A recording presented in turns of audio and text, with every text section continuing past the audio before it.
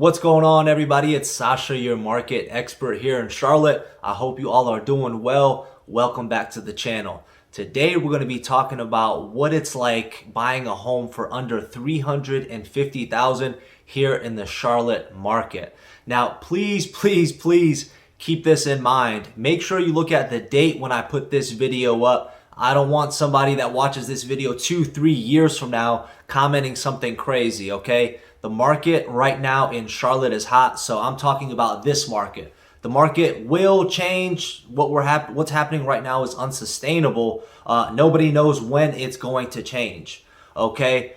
Just make sure you keep that in mind. So a ton of people reach out to me, that are relocating, whether they're local from another state, another country, whatever the case is, and they'll usually tell me a price range, and then they want to start kind of planning out, hey, we're going to be moving there in 3 months, 6 months, a year and a half, whatever the case is. This is our price range. What kind of timeline should we expect? How long should we expect to be looking for a home? How long is the closing process? When are we actually going to get the keys? So all this information is important, and I want to make this video because a ton of people reach out to me with these questions, and I just helped out 2 of my buyers. We're under contract right now. One of them, the max price range was $315,000. The other, the max price range was $250,000. Now, this was a little bit of a change of pace for me. Most of the people that I work with are, $400,000+. I'll work with anybody as long as they're, willing, able, and motivated, to make it happen and do what it takes to get the house that they actually want, which most people are willing to do that, but not everybody is able to in this market. So we're going to go over a couple of things. I'm going to go over how many offers we needed to submit before we got one accepted for each buyer and kind of what that entails. I'll go over a little bit about what they had for financing as well. So if you might happen to be in this price range, you don't have to get discouraged. If you look at some of my other videos, the comments on those videos, there's been people, hey, I've been looking for 6 months. I've been looking to buy a house for a year now. I've submitted 15, 20, 30 offers. I don't want anybody to go through that. I mean, that's extremely rough. I can't imagine. I really can't. So take any valuable information you have from this video, share it with somebody else if you don't mind. Make sure you hit the subscribe button, hit the like button if you were able to get any value from this video, which is, kind of what I pride myself on, is giving you guys as much value as possible. And as always, if there's any questions, comments, concerns, call, text, or email me anytime. I'm willing to help you guys out in any way that I possibly can in this home buying journey here in the Charlotte area. So if you watch my other videos, you know by now, the higher up in price range you go, the less competition you will have because less people can afford those higher price ranges, if that makes sense. So under $350,000, there's competition in all price ranges, but especially I would say under that $350,000 mark is where there's even more competition. I'm not going to say double the competition, but almost right around there. So not only are you competing with more people in those lower price points, you're also competing with a lot of companies out there.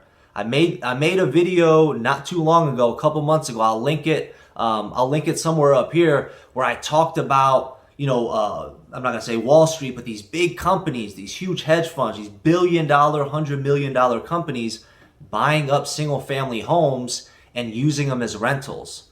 So not only are we taking advantage of low interest rates, so are these big companies.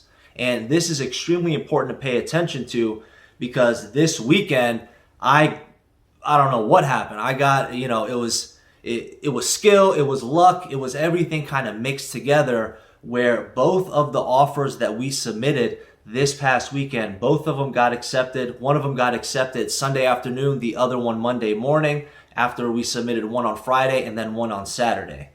And both of those houses had higher offers from companies that were cash buyers. Both of those sellers, which I applaud, I'm so grateful for. I hope they get the best karma in the world for doing this. Both of those sellers said, hey, I do not want to sell to a company. I don't care if I'm going to make an extra $5,000, $7,000, $8,000, $10,000 on this sale. The person that buys this home, I want them to actually live in the home. I don't know what the chances are of both of those, owners saying that, but they did. So it got me extremely happy. That was the first time in this market where somebody's actually said that. Usually the seller will take the most money and it's a cash deal, so they can close quick.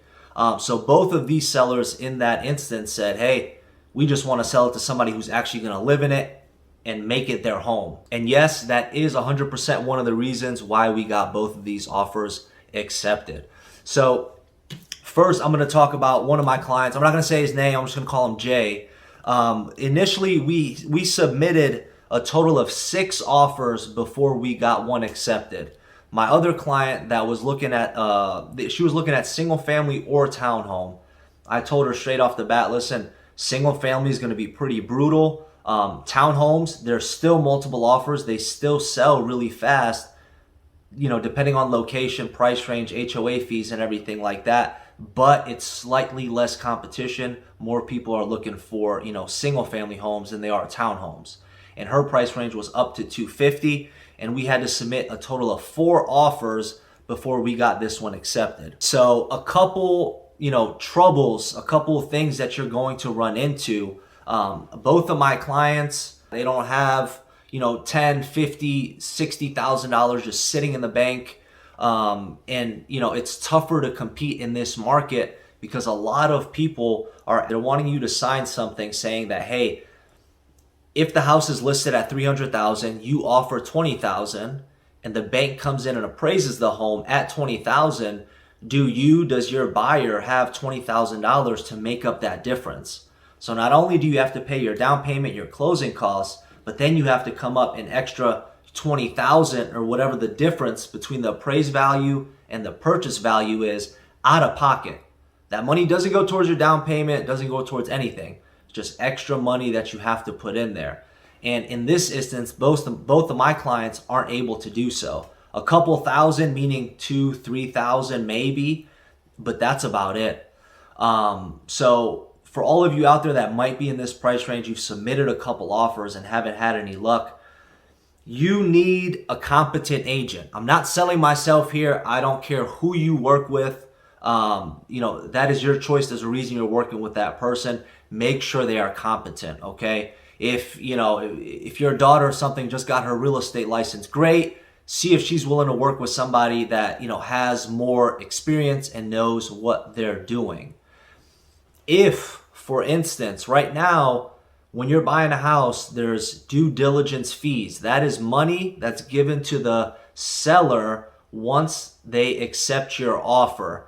If for any reason you decide a week, 2 weeks, the day at the closing table, you don't want this house anymore, that money is non-refundable. There are instances where you might get it back if the seller breaches the contract, but for the case of this video and future path, just think about once you write that check, you're not getting that money back if you decide you don't want the house anymore. If you buy the house, that money goes towards your down payment, your closing costs, and everything like that.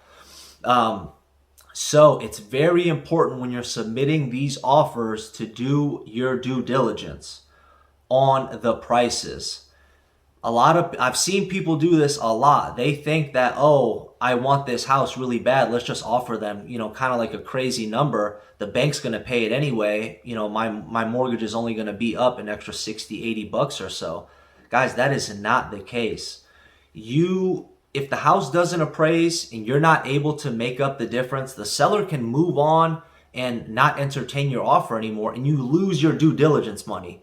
You need to protect that. You need to protect that money. So make sure you do your due diligence before submitting an offer. Both of these, the townhouse and the house, I've worked in both areas before. I know the market very well. I call myself the market expert. How can I not? So I made sure to look at the comps, upgrades, everything I possibly could. And both of them, we went over asking price. Right now it's pending, so I'm not going to, disclose how much over, exactly what terms we did. But they were both over asking price, but the comps made sense. There's a couple houses closing within the next week or two that are also going to be used as comps. So I spoke to the lender. I said, hey, get the appraiser out there in 10 days, 14 days, so we can use those comps to come up and justify why we paid X amount for this home. This is going to be very important if you're someone that's not able to make up the difference between the price you offered versus the appraisal price. Now, nobody knows, unfortunately, what the appraiser is going to say. I've seen appraisals come in at, the exact price that you offered. I've seen them come over 10, 15,000, 5,000, $1,000 over what you offered. And then I've also seen them come in below. An appraisal is just someone's opinion of value. So you never know what's going to happen, but your agent, all the tools we have now, you can also look at the comps yourself. Your agent should be very experienced and, kind of knowing what's going to happen. We still have that hurdle to jump through, but I did my due diligence. I have all my research. So that's not something I'm worried about, and my clients know that as well. So that is one of the main things that you need to consider when you're buying a home in your terms. Both of my clients were able to get conventional loans. So if you want to put, a pecking order on offers, cash is king. Thank God for me in my instance, the seller said, hey, cash is not king. We actually want a family that's going to buy this house and live in it. We want them to buy it. We don't need your cash. So in a pecking order, it would go cash, conventional, and then you have your FHA, VA, USDA, all those other loans. So if you're somebody that has an FHA loan right now in this market, it might be a little bit tougher for you to get that home offer accepted based off of your loan. FHA loan, VA loan, there's nothing wrong with those loans. The problem is, unfortunately, 20% of the real estate agents in this market do 80% of the business. Most of the agents out here are not too competent, unfortunately. Maybe it's a part-time job. They sell 1 to 2 to 3 houses a year, and they just don't have enough experience. And unfortunately, I feel like it's a competency issue. I've seen sellers, if they get an FHA offer, they want to kind of waive it off, but they're not educated as to why you're waiving it off. But that's going to be something for another day. So right now, if you're in this market, you have an FHA loan or a VA loan, it's not impossible. You can get an offer accepted if you're willing to do what it takes as far as your other terms go. But it might be a little tougher to do so. Now guys, please do not get discouraged if you're watching this video. There's absolutely no reason to be. As you can see, we came up with a lot of competition. We had to submit 6 offers and then 4 offers, which, to be honest, isn't that bad. But, when my client says, oh man, I love this home. I absolutely love this home. It's like a dagger, it's like a dagger in my heart, because then I need to do whatever it takes to get this home. And unfortunately, sometimes you can't be successful in all of it once you take into consideration, hey, what type of loan do we have? Do we have enough money to offer more? And if the house doesn't appraise, can we make up the difference?